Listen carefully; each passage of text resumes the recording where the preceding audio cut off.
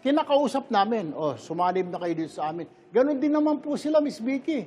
May kinakausap silang 4 sa amin na sumanib sa kanila. Nung first Sino yung few days 4 pa po? lamang, dahil alam nila, very konti lang po yung difference. Sino po yung 4 Ano na po? kinakausap? Sino po yung 4 na kinakausap mula po sa inyo? Sa minority po, ito po, sa minority po, kinakausap po nila, gusto po nila na lumipat po si Senator Lapid, si Senator JV, kami pong magkapatid na Tulfo Brothers, na sumama po sa majority. Salita po sila ng salita na gusto nila lumipat po sila, kinakausap po. Kami din ho naman inoferan din po kami ng komite. Lumipat po kaming 4 para ilan sila dati? 13 para maging 17 po sila plus 4. Hindi naman po kami pumayag, di po ba? Dahil mali naman po, mukhang mali yung kanila ipinaglalaban. Mali po yung prinsipyo. Yung kanila ipinaglalaban po for their personal gain, business interest, family interest, political interest. Hindi po interest ng bayan, Ms. Vicky. May chance ba na we lumipat stood kayo? our ground. We said no, hindi kami lilipat yan. Senator Tulfo, sabi po ni Cayetano, kaya hindi po binubuksan ang sesyon ay para matiyak na matuloy raw ang Blue Ribbon Committee hearing sa Huwebes at hindi raw maagaw ang mga komite.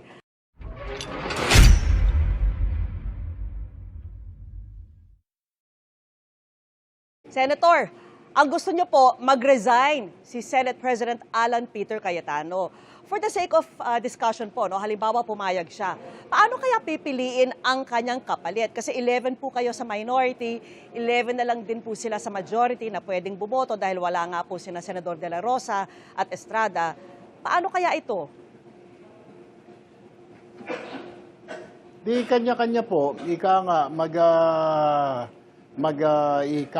yung grupo niya, mamili po sila, tapos sasabihin nila, mag-nominate. Grupo din po namin, mag-nominate po ng Senate President. So, pagbobotohan po ito ng body. Mas maganda po yung ganon na mag-resign na lang po siya dahil sa ngayon po, lumalabas, para po siyang kapituko. Lamang naman po siyang ginagawang trabaho. At saka nakita naman po natin sa report po ninyo, napakaganda po ng inyong research, lumalabas po na may president na pala, na ayaw po niya magtrabaho, ayaw niyang bumaba sa pwesto, kailangan pang pakialaman ng dating Pangulo, palayasin siya dyan para lumaya siya. Ganun po ba ang gusto niya? Kailangan po palayasin muna ng Pangulo para may pumalit sa kanya na para magtrabaho po siya. Senator Tulfo, balikan po natin yung tanong ko po kanina. Kung let's say 11-11 na nga, minority at majority, sino po ang mananaig kung let's say pipili po kayo ng bagong Senate President? Hopefully by that time, Ms. Vicky, usually pag may gano'n naman, nababago yung number, break yung impasse niyan. Yung isang grupo magiging 12 kasi may usapan na yan. Nag-uusap na pare, dito tayo, bumoto tayo, magkaibigan tayo. Yung pakiusapan na lang yan, Ms. Vicky. So definitely, mabibreak yan pag may appointment na o botohan sa pagkapangulo. Kasi yung magbabarkada, pare dito na tayo. Kasi ang pangako dito Senate President na ito yung mga bibigay sa iyo ng mga committee, etc. Diyan, mukhang hindi yata magandang committee. So, nabibreak yun, nagiging 12-11 or 12-10, parang ganun, or 13-9. So, mas marami yung mag-i-elect dun sa bagong Senate President. Siyempre, possible rin po may abstention, kaya baka may manaig rin doon. Ano po. Pero ang tanong ko po, sino po ang ipapalit nyo sa pwesto kung sakasakali po? Kami po, ang amin po inonominate si Sherwin Gatchalian. Hindi ko po alam sa kanilang, sa kabila po kung sino po inonominate nila. So, bahala na po ang pagbubutuhan natin sa araw po na yun. Kung bumaba man siya, kung tatablan po ng hiya si Senate President Cayetano, mas maganda po kung tablan ho siya ng hiya. O kaya dalawin siya ng anghel ngayong gabi sa kanyang pagtulog at sabihin na bumaba na siya sa pwesto, alang-alang sa mga Pilipino, Ms. Vicky. May possibility kaya na mangyari po ito? Nabababa siya sa pwesto, sa tingin niyo po? Wala po ako nakita. Tignan po ninyo yung napakaganda pong report ninyo. Pinapanood ko po. Ginawa niya na po ito sa Kongreso. Pinadlock niya pa po yung Kongreso. So, paano na lamang ho ito? Baka gawin niya rin ho dito. Tapos may nakita po ako, may dala-dala siyang logo, baka yung logo niya na Senate President, dinala niya po sa bahay, inuwi niya at doon po siya nagla-live. Para mas gusto na lamang po yata ni Senate President Cayetano, maging vlogger, Miss Vicky. Siguro, kaya nga, mas maganda, bumaba na lang siya, mag-vlog siya ng mag-vlog, lahat po ng vlog. Mas maganda, ika nga, kikita pa po, may denomination po, ika nga, may bayad po. Senator, sa ginawang ito ni Senator Cayetano, no, na hindi pagsesyon ng 2 araw straight, meron ba siyang pananagutan dito? Meron ba siyang nilabag na rule?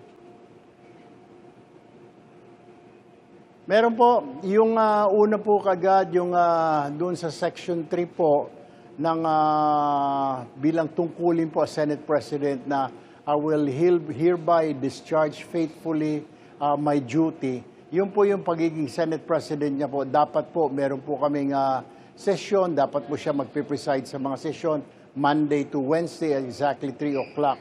Yun po yung unang rule na binayolate niya po. Hindi po siya nagpapasession po. Pangalawa, yung hindi po nila pagpasok na hindi man lang tinimbrihan, under naman po sa Rule 14, Section 41 po ng aming Rules of the Senate, na kailangan po timbrihan niya pag walang pasok yung majority floor leader at saka yung minority floor leader. Hindi naman niya po tinimbrihan si dating SP Soto for this past 2 days po, kahapon at saka kanina. Balak nyo bang kasuhan siya dito sa ginawa niyang ito? Mag-uusap po ang minority po kung magsasampa po ng kaso, pero dapat po manggagaling po yan sa mga kababayan po natin, hindi po sa amin. Kung may kababayan po tayo na gusto pong sampahan po siya ng kaso, open po yun, i-file po nila sa ethics committee po namin. Ang problema lamang po dyan, miyembro po siya ng ethics committee. Siguro maganda po, wag na muna, pass muna siya, wag na muna siyang umupo dyan sa committee hearings ng ethics po namin. Senator Tulfo, sabi po ni Cayetano, kaya hindi po binubuksan ang sesyon ay para matiyak na matuloy raw ang Blue Ribbon Committee hearing sa Huwebes at hindi raw maagaw ang mga komite. Ano ba ang binabalak nyo at parang may kinatatakutan ang mayorya para talagang inaalagaan nila yung Blue Ribbon at may pasabog sila sa Thursday po?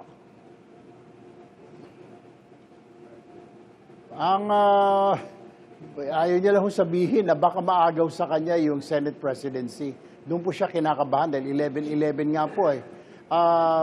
Doon naman po sa hearing po sa Thursday, open po kami.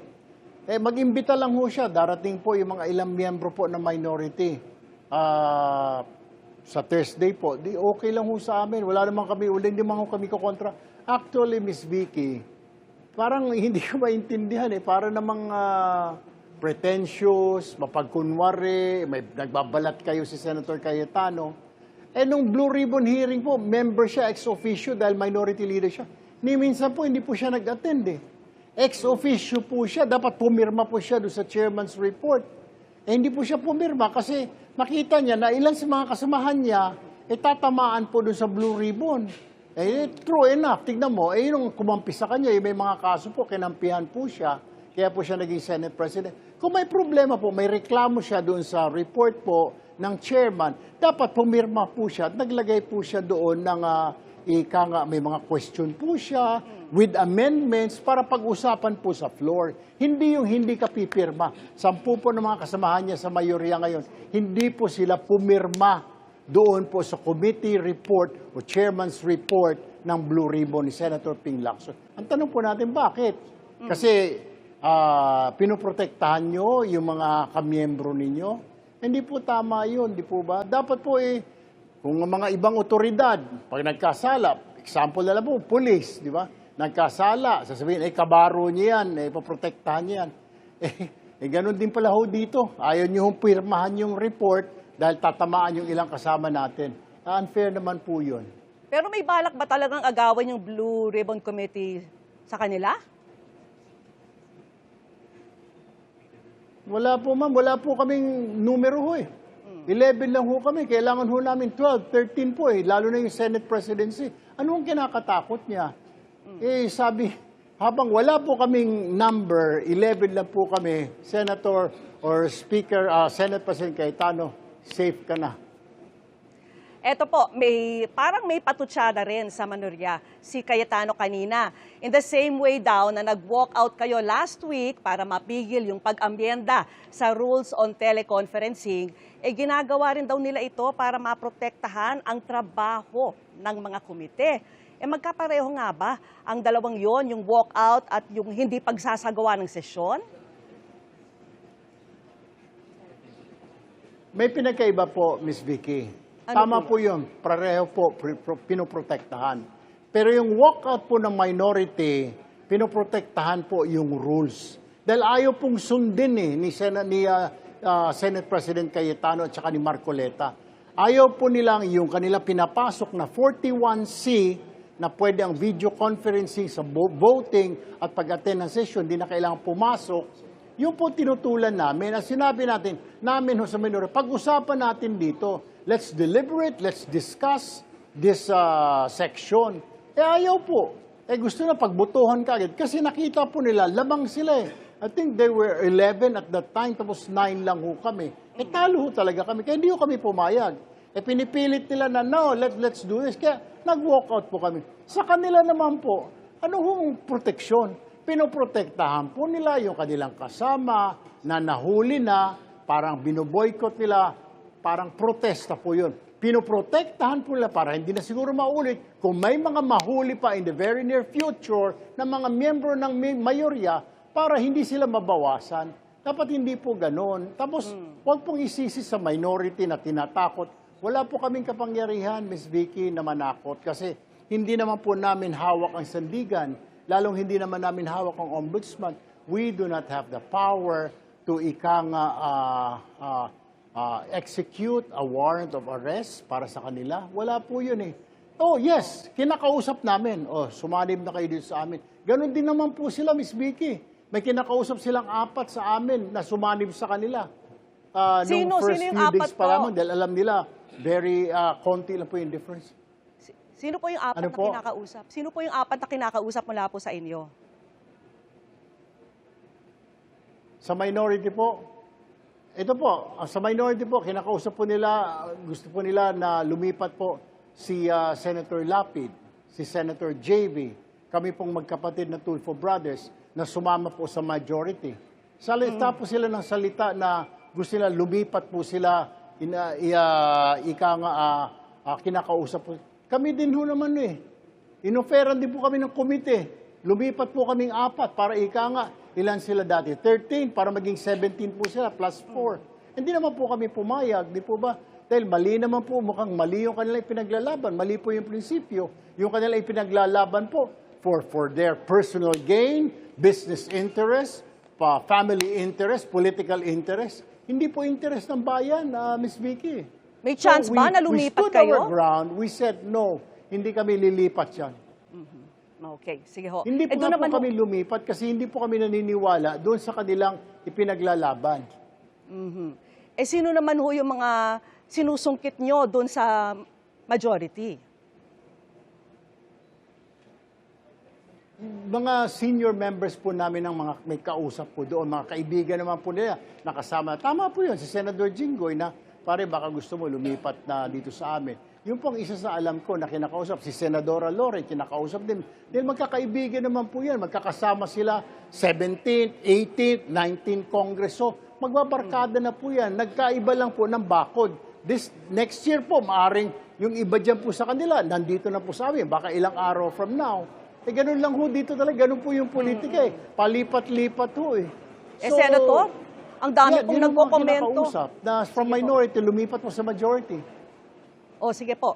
Senator, ang dami po nagko-komento na parang ang gulo-gulo po ng Senado at umabot pa sa puntong wala nang nagagawang trabaho po. Paano kaya maaayos ito sa tingin niyo? Pumasok po yung mayorya sa pangunguna po ni Senate President Cayetano. Nakikiusap po kami, magtrabaho po tayo. Gusto nyo magyaw-yaw, gusto nyo magreklamo, umiyak, kung ano man, gusto nyo magdasal tayo ng kalahating oras, wala hong problema sa amin, sasamahan namin kayo. But please, come back to work, di po ba? Nakakahiya naman, Miss Vicky, parang kinocompute ko po Sweldo namin, 300,000 isang buwan, plus. Parang 10,000 kada araw po yun Sayang di po ba? Samantalang yung minimum wage worker po, 700 something, pasabit-sabit po, lalo yung mga construction worker. Kami po, 10,000 hindi papasok. Saan naman ho yung hustisya doon, Miss Vicky?